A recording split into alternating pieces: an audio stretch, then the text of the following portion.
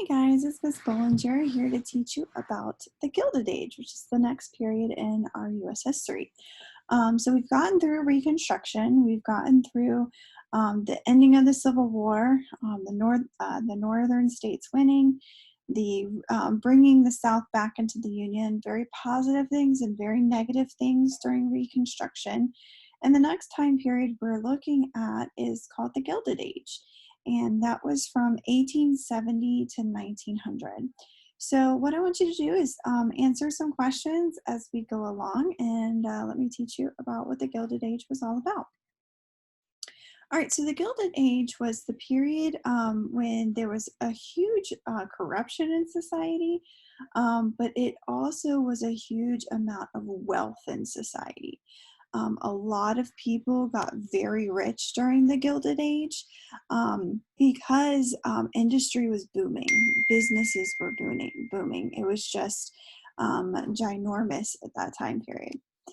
So let's talk about the word gilded. What does that mean? Well, gilded is when something is like golden on the outside, but on the inside, it's not made of anything like that's precious or important. Usually when I'm in the classroom, how I describe it is if you took the desks that we have in our classroom and you poured gold over top and you walked in and you would see the whole classroom has gold tables. How cool is that, right? But through the year, people start scratching on the gold, picking at the gold, and the gold flakes start coming up. And they realize underneath that gold is just a regular classroom table. It has really no depth of knowledge to it at all. Like there's nothing of value underneath that gold. The gold itself is valuable, sure, but the underneath part is just worthless. And that's really what it was like during the Gilded Age. Is on top you see, oh, all these people are getting rich and things are going great, but it is definitely not fantastic for, except for those few top number of people that are getting rich. All the other people are going through a very horrible time period and a very hard time period. Okay, so if you didn't know, the term is actually came from a guy named Mark Twain. He's a famous author. If you've ever read The Adventures of Huckleberry Finn, that's Mark Twain. And that's where we got the terms. He talked about it in one of his books. He called this time period the Gilded Age. All right, so what causes the Gilded Age? This big boom in business, this big industry change. One of the big things was the United States has a ton of natural resources, just really amazing resources that we have here in America. And we also had a boom of immigrants coming in and slaves that were freed. So we have the freedmen and we have the immigrants that are coming in, and we have cheap labor. We have these people that are willing to work at a very, very cheap price, so that a lot of the profit from a business doesn't go towards paying their people. It goes towards the business itself and paying those that are rich. We also have a big change of inventions during this time. Technology just continued. We'll look at that in just a second. We also have the first time building of corporations. Before this time period, most of the businesses were very small, and corporations are created and made these businesses just boom, like create these large, big corporations that can manage a lot more than a small business. Growing markets, we'll mention that in a little bit. A business-friendly government. The government really wanted business to boom, thinking that if business is doing well, then they would treat their workers great, and then America would be great. Unfortunately, that didn't happen. We'll talk about that too. But government was definitely wanting business to succeed. And we also have the steam engine revolution. So this is the first time we have and things made out of steam engines. And so not only do we have like the train tracks and the ferry boats that are steam oriented, but you also have a lot of machines, factory working machines that work off steam as well. And so people can start making things at a much higher rate, like more production of items, and then they can sell those items too. All right, some of those inventions I was talking about, so let's look at those. Thomas Edison and the light bulb, 1880. He also invented movies, motion pictures. So we have him to thank for all these blockbusters that we get to watch. He also did a lot of research, like doing research labs and stuff. So a very amazing inventor during that time period. Alexander Graham Bell invented the telephone in 1876. We all love our phones. Definitely the cell phone, an extension of what the original phone was. We have Henry Ford that made the assembly line. So Henry Ford creates this system where instead of one person making the entire car, so he's one of the first automobile moguls, like he kind of invents creating an automobile that was affordable. So one person doesn't go through the entire process of making the car. One person, they broke it down into pieces, and one person would do the this part of the engine, the next person would do this part of the engine, and the next person would put the doors on, and the next person would put the tires on, and the next person would paint it, and the next person did this, and so you kept doing the same thing over and over and over and over again. So if you were the tire person, that's what you did all day every day, was put tires on cars that were coming down the line. So they'd be coming down the line, and you would be putting the tire on this car, and then it would continue on down the line so the next person could do their part. And then there's another car that would come, so you would put the tires on this car, and then it would continue on down the line. That was the assembly line, and it made production so much faster. So you could produce at a higher rate, and it made goods cheaper too, because they could produce much more. George Eastman made the camera. So we have the first camera in 1885. Samuel Morse made the telegraph. That was a huge invention in the 1800s. The Wright brothers created our first airplane. So we're kind of getting into a little bit more of a modern era where we're not relying just on horse and buggy anymore to get around. We have cars, we have airplanes starting to be created. So definitely a boom in transportation, of course, trains as well, and ferry boats that were steam powered. So we could get places quicker during this time period too. Christopher Sholes made the typewriter in 1867, and I'm not going to be able to pronounce that first name, but Marconi made the radio. Here is an example of 19th century camera back in the 1800s. So you get an example there. This is a telegraph here, a typewriter, for one of the first airplanes. This is part of the assembly line here. And there's Marconi and his invention of the radio. We still have that around today. I mean, whenever you drive somewhere, you listen to the radio. So pretty amazing the amount of inventions that we're able to kickstart a lot of society during this time. Want to show you the growth of railroads. Okay, so here is kind of how the railroads kind of boomed during this time period. So there's slide 1, slide 2, a lot more, slide 3, look at that. So, I mean, just a huge amount of railroads booming during this time. So people could start moving from place to place. That's pretty amazing. And then here we have the Transcontinental Railroad. We studied this a while back. You guys got to see how the Transcontinental Railroad connected the East Coast and the West Coast. It just was a really amazing thing that somebody could actually travel from New York all the way to California via railroad. So no more horse and buggy, no more Oregon Trail, no more, going the hard way. You could, get on the railroad and go from one side of the country to the other. And that just, of course, helped industry. It helped products move, helped being able to sell things that were built over in the East Coast in the factories to be sold on the West Coast. I mean, just amazing for businesses during that time. There's an example of the ending, I think, when they finally ended building the Transcontinental Railroad. All right, so here's some other things about the railroad. It stimulated growth of other industries. We'll talk about some of those industries in a second. Helped cities grow, definitely increased westward expansion, moving towards the west. And standard time zones were created to get everyone in the correct time. So now, you know, America has 4 time zones. That was created during this time period so everybody knew exactly when those trains would be running. And with any growth, we have corruption too. So we definitely have some corruption during that time period as well. All right, so let's talk about some of the people in this time period.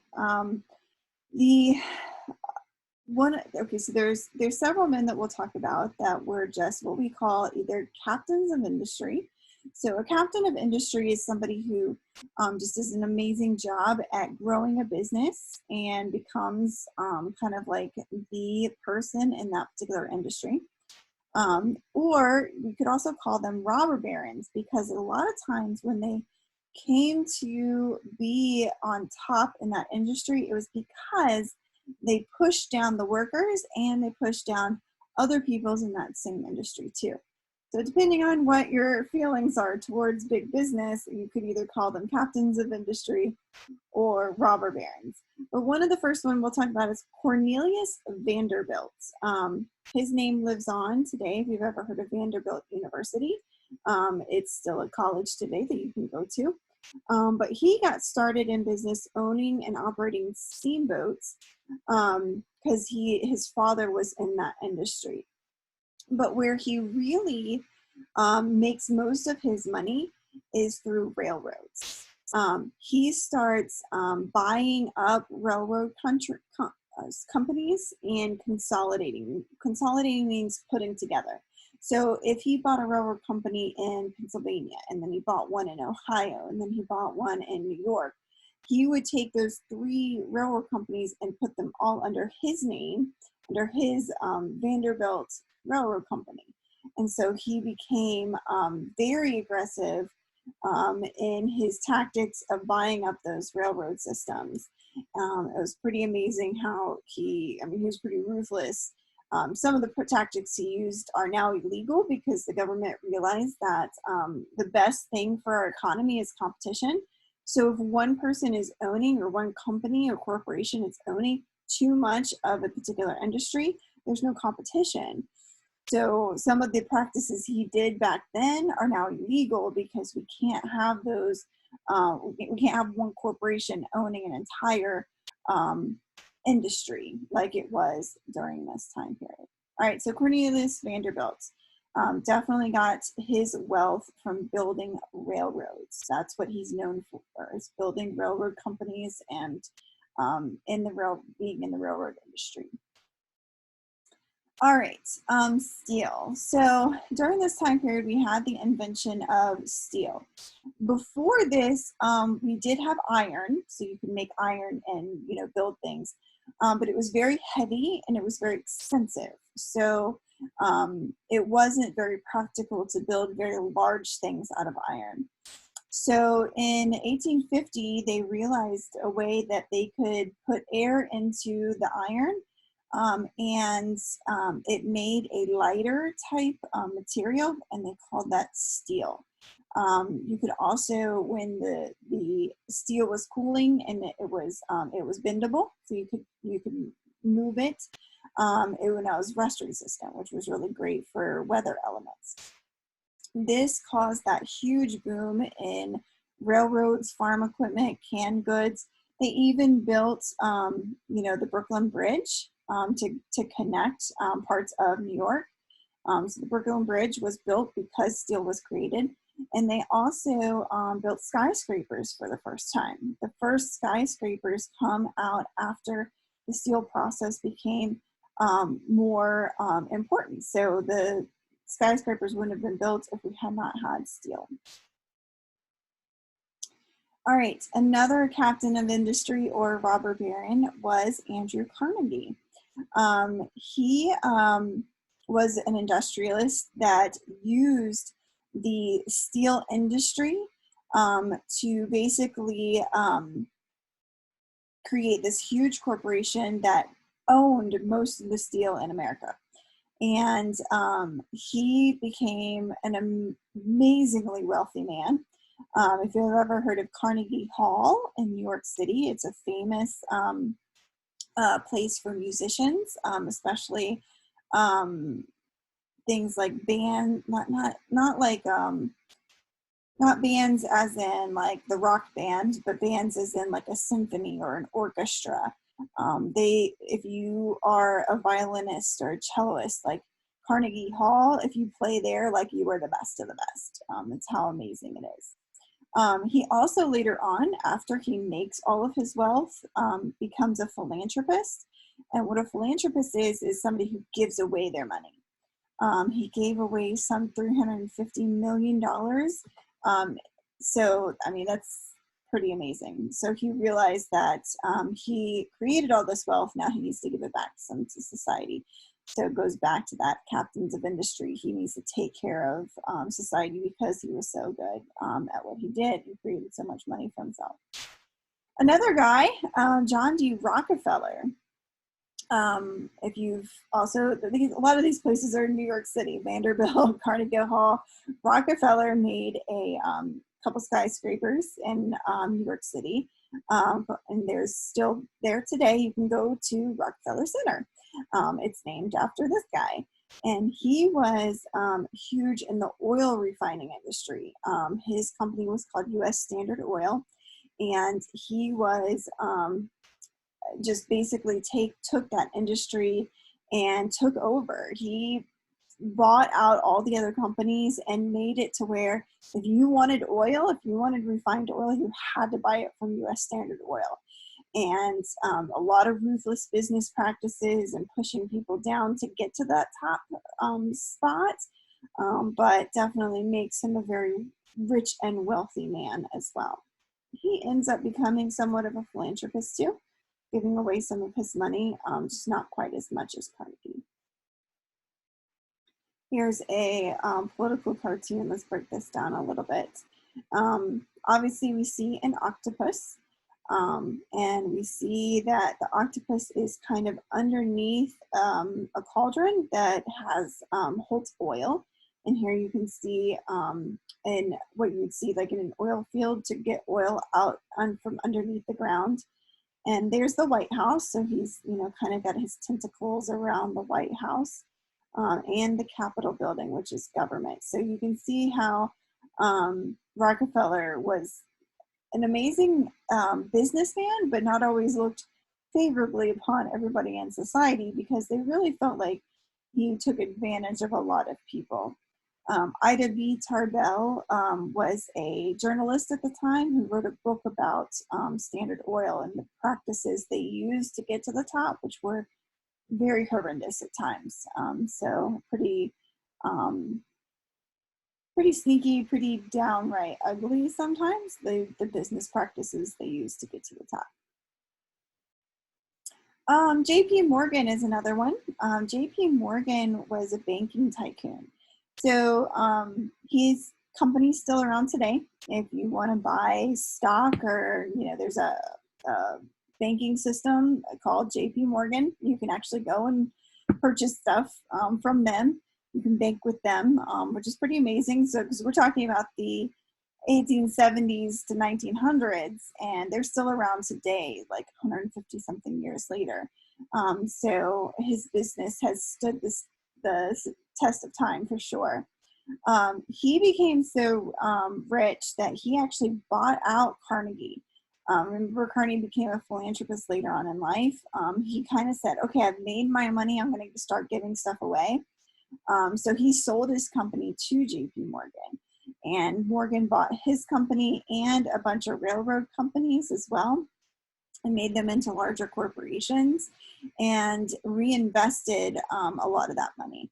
Morgan becomes the first owner of a corporation that became a billion-dollar company. So amazing businessman, and his ability to fight off competitors was ruthless. And then finally, he does bail out the economy on more than one occasion. It's pretty amazing. Not too many men in history can say that they gave a loan to the United States government to make sure there wasn't an economic collapse. JP Morgan is one of those people. He gave money to the US government in 1907 to make sure that the government did not the government's economy did not collapse. So he bought government bonds from them at a very low rate. And don't get me wrong, he didn't do this out of charity or the kindness of his heart. He loaned it to the government on interest, so he got interest back on what he loaned. But pretty much one of the only men in history that have been able to do that, and that's how rich he was, how much he was able to obtain in wealth. But he made his money by taking those companies and consolidating them, making them into larger corporations, and then selling shares and stuff on the stock market after that. All right, so I think we're going to stop there. Yeah, we're going to stop there. I'm going to do a couple other videos later on about other parts of the Gilded Age, but I want you to get an idea of the growth during that time. Industries were booming. There were some very wealthy men that come out of that time period, some of our first millionaires and billionaires in American history, and the rise in corporations that we still deal with today, and how big business relates to government, and it relates to putting down the common man as well, and putting down the workers. All right, hopefully you'll be able to answer all your questions now. If you have any questions, please let me know. I'll be happy to help. You have a fantastic day.